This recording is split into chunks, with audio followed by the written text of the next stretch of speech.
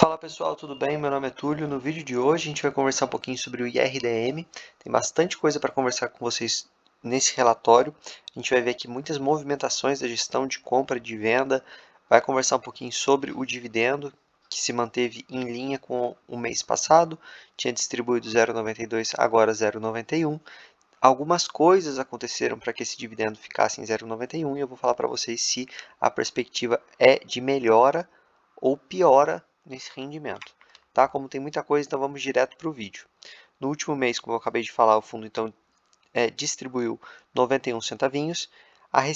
O resultado da receita advinda da correção monetária beneficiou o fundo com um aumento de 15,89% em relação a fevereiro. Então aqui a gente já vê um ponto que ajudou muito o fundo, que foi a correção, mas mesmo assim o fundo distribuiu menos que o mês passado. Então alguma coisa aconteceu. Na DRE a gente vai conseguir ver muito claramente tudo o que aconteceu, tá? Mas aqui a gestão já dá indícios para a gente. O evento que teve maior repercussão e merece destaque foi o não pagamento das parcelas dos ativos relacionados ao grupo Gramado Parques. Como eu falei, em outros vídeos que tem CRIs desse grupo, saiu a notícia na quinta-feira, se não me engano, ou quarta-feira, que o grupo Gramado Parques ingressou na justiça com recuperação judicial. A gente vai ter que aguardar. Eu vou tentar trazer o processo para vocês, como eu venho dizendo, para a gente ver qual que é esse plano de recuperação judicial. Enfim, nesse vídeo específico eu vou trazer mais detalhes, mas aí a gente já pode esperar um período aí de turbulência nesses CRIs. A gestão informa que a exposição direta é baixa, 1,02% do PL, através dos CRIs GPKs, GVI, GVI2 e Termas Resort. No portfólio, eu vou explorar um pouquinho mais esses CRIs. A equipe de gestão está trabalhando para a resolução desse caso e acredita na capacidade de geração de caixa dos ativos, que são garantia das operações. Por fim, o rendimento também foi prejudicado por uma piora no resultado da carteira de FIIs, tanto nos recebimentos quanto na negociação. A gente sabe que o IRDM historicamente consegue ele fazer giros no seu portfólio ao ferir muitos ganhos. Apesar dessa piora na negociação, na DRE a gente vai conseguir ver que em relação ao mês passado até foi melhor. Então, enfim, realmente foi um mês aí um pouco complicado para o IRDM. Por fim, a gestão aqui coloca que oportunidades pontuais de alocações, principalmente em CRIs com perfil de menor risco, continuam a ocorrer. Então, interessante aqui a gestão tentando diminuir um pouquinho o risco da carteira. A gente vai conseguir ver todas as vendas que o fundo fez, que é uma parte muito importante. O fundo segue vendendo DEVA, HCTR. Como que está essa situação? Vou mostrar para vocês. Bom, então aqui na carteira do fundo eu selecionei para a gente os fundos que a gestão indicou que são do Gramado Parques. Então tem aqui o GPK, GVI1, Termas Resort e GVI2. Eu quis destacar porque, como a gestão coloca aqui para a gente o emissor, facilita muito para a gente ver quais CRIs são do GPK. Então a gente consegue ver aqui Gramado Parques. Outros fundos não colocam essa informação, colocam só o nome. E aí fica muito difícil da gente verificar. Por exemplo, Termas Resort é do Gramado Parques. Se não tem essa informação aqui, fica mais difícil de achar facilmente qual CRI é da onde.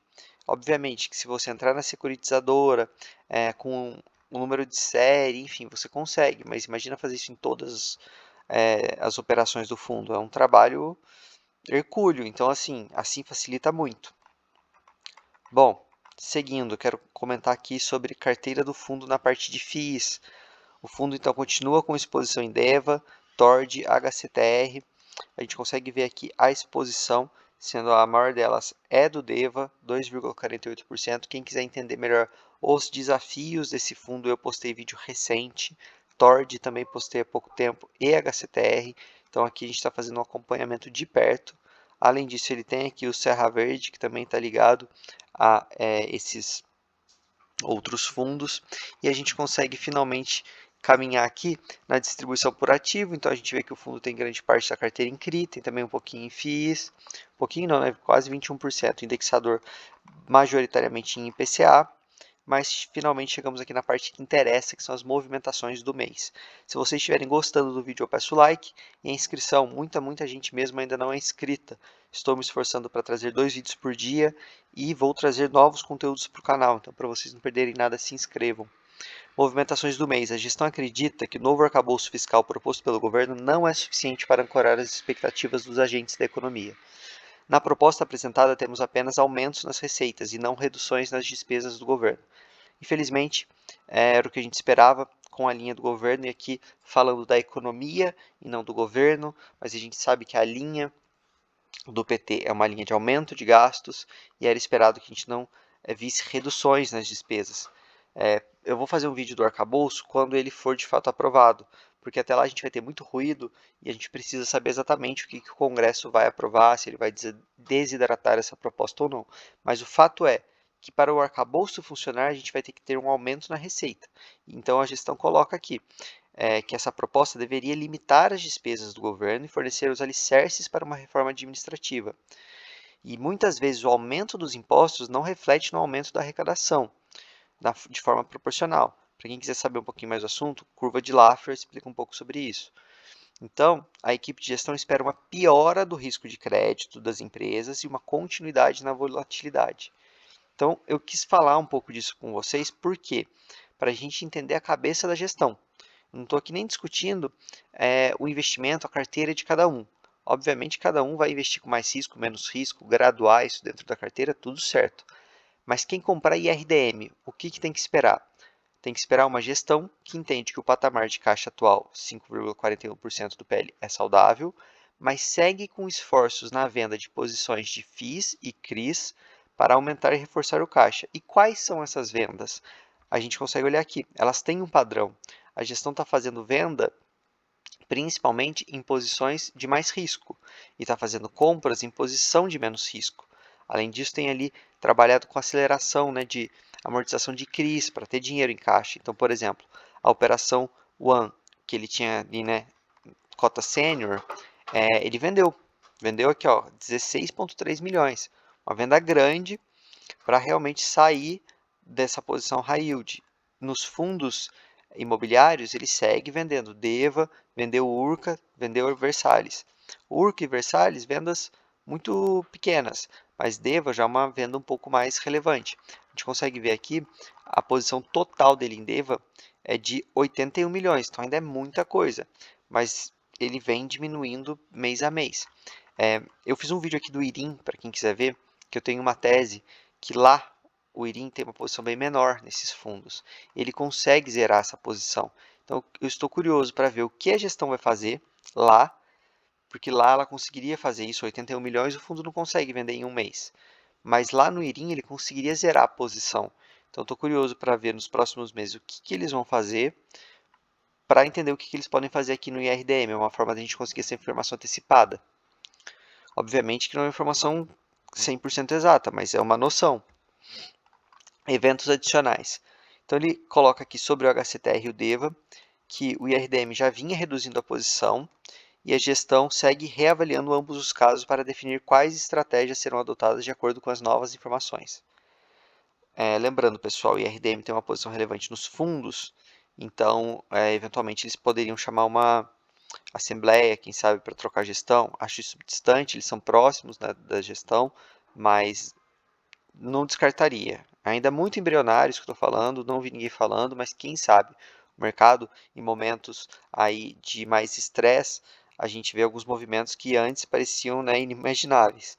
Por fim, cumpre informar que na data de 18 de abril, a posição de HCTR e DEVA representam 0,79% e 2,33%, respectivamente, do PL do IRDM. Então aqui HCTR realmente muito pequenininho, DEVA ainda um pouquinho maior. Agora ele vai atualizar alguns CRIs para a gente aqui bem interessantes. Então, CRIs Sugoi 1 e 2, ambos foram amortizados antecipadamente de forma integral. Então, o dinheiro voltou para dentro do caixa do fundo. Nova Agro, foi aprovado aqui a venda de 3 fazendas que são garantias da operação, em conjunto com a reformulação do fluxo de amortização da operação, de forma que o CRI será amortizado de forma mais acelerada, com vencimento antecipado de 29 para 26. Vemos o ajuste como positivo para o perfil de crédito da operação. Aqui é o que eu comento com vocês, pessoal. A operação sempre vai dar problema. A questão é o que a gestão vai fazer com isso. Então, aqui, aprovando venda de fazenda para acelerar, acho uma boa. Cessou a garantia e vida que segue. Vamos acompanhar, obviamente, mas eu gosto mais dessa gestão assim mais ativa do que só ficar ali, enfim, dando waiver. Tem casos que compensam, mas tem outros que não, então, enfim, vai caso a caso. CRI, GPK, Termas e GVI, a gente já comentou um pouquinho antes, todas as operações ficaram inadimplentes no mês de março, até o momento nenhuma decisão foi tomada, mas a expectativa da gestão é que a parcela que ficou inadimplente no mês de março seja paga durante abril. Então isso aqui é uma informação interessante. Eu venho postando vídeos aqui de todos esses fundos que têm esses CRIs e nenhuma gestão tinha informado isso. O que a gente tem de informação aqui, aparentemente eles iam entrar em recuperação judicial. Então, entrando em recuperação judicial, que ficou para trás na adimplente, vai para recuperação. Será que depois eles vão conseguir manter a adimplentes? Isso seria muito bom, obviamente, para o IRDM, mas para todos esses outros fundos também. Enfim, vamos acompanhar. Vale destacar que, de acordo com as informações da securitizadora, as operações Termas e GVI estavam com todas as suas razões de garantia totalmente enquadradas. Então, aqui, mais uma notícia boa, realmente aqui o GPK que está com mais problema. CRI Pernambuco. O CRI em questão foi integralmente quitado. É esperado que o CRI Pernambuco 1 deva caminhar para amortização acelerada nos próximos meses. Isso ele já vem falando há um tempinho para a gente, né? Interessante também. CRI NG30. Foram iniciadas conversas de reestruturação. A reestruturação deve consistir em um ajuste na curva de amortização para que sobre mais caixa disponível para a companhia poder renegociar, destratar mutuários inadimplentes e revender lotes para a recuperação dos indicadores da carteira. Esse aqui já é um problema que, enfim, quero acompanhar mais de perto, porque ele se assemelha ali a aquelas outras operações que a gente vê só com waiver, então quero ver se vai ter taxa, como é que vai ser estruturada essa nova estruturação do ativo. O que é de ponto positivo é que o fundo possui apenas a série sênior e a exposição é de 0,48% do PL. Então, uma exposição pequena e também está na série sênior. Lembrando que pulverização, então, quando tem muitas operações e a exposição do PL é bem pequenininha, isso é bom para o fundo, que pode ser um erro lá daqueles outros fundos que a gente vem comentando há muitos dias, é que eles, além de terem colocado em operações muito high yields, e até aí, ok, era o perfil do fundo, quem está investindo ali tem que saber disso, eles podem ter concentrado um pouco demais. Então, aqui no IRTM a gente tem visto esse problema, mas em um grau menor, né, porque a exposição é menor. Então, vamos acompanhar aí nos próximos meses, mas ao meu ver, se nada muito fora do padrão acontecer, a cotação chegou ali no seu piso, não acredito que ela vá cair muito mais do que aquilo, porque a queda já foi até maior do que a porcentagem dos problemas, mas ainda é um pouco cedo para falar, vamos acompanhar. O Crimatec, o fundo está em discussão em conjunto com a devedora para a amortização antecipada da operação que pode ocorrer ainda dentro do mês de abril. Então, a gente tem visto ele aqui, né, realizando amortizações, ele realizando não, né, o devedor amortizando o CRI de forma antecipada. Isso é bom para o fundo porque são CRIs um pouco mais apimentados e esse dinheiro já volta para dentro do fundo sem risco de calote e o fundo pode investir em novas operações ou fundos imobiliários, enfim, com uma operação mais high grade, que é o que a gestão já vem falando há muitos meses para a gente. Chegamos na DRE. A gente consegue ver aqui, então, comparação do mês de fevereiro com o mês de março. Os juros, eles caíram, em razão aqui, muito provavelmente, da inadimplência dos CRIs que a gestão já comentou. Correção monetária, a gente teve um salto bem interessante, né, de mais de 1.200.000. Negociação, que foi fraca comparada a outros meses que eles superam 1 milhão, mas foi melhor que fevereiro. Né? E os FIIs aqui também, como a gestão falou, entregando menos. Então, assim, a gente teve aqui no mês de fevereiro 92 centavos de distribuição e no mês de janeiro 91 centavos, mas eles foram auferidos de maneira muito diferente, né? Diferente, a gente consegue ver então aqui mais juros em fevereiro, mas menos correção monetária, menos negociação e FIIs melhor. Então, difícil projetar abril, porque a correção ela vai variar. A gente não consegue prever quanto que a gestão vai negociar. Para acompanhar os FIIs, são muitos FIIs que tem que dar um resultado melhor para conseguir melhorar isso aqui. Então, a minha expectativa é que o IRDM fique aí nessa faixa de 0,90, quem sabe até 0,95, mas também a gente tem que ponderar que muita coisa aqui foi amortizada, vai voltar dinheiro para dentro do caixa, então a Selic está alta, pode ser que esteja remunerando bem e até o fundo conseguir alocar em outras operações. Enfim, é um fundo muito bom, mas é um fundo que ainda vai ter aí seus desafios para os próximos meses. Pessoal, espero que tenham gostado, deixem like, se inscrevam, lembrando o grupo do Telegram está na descrição e no comentário fixado. Valeu!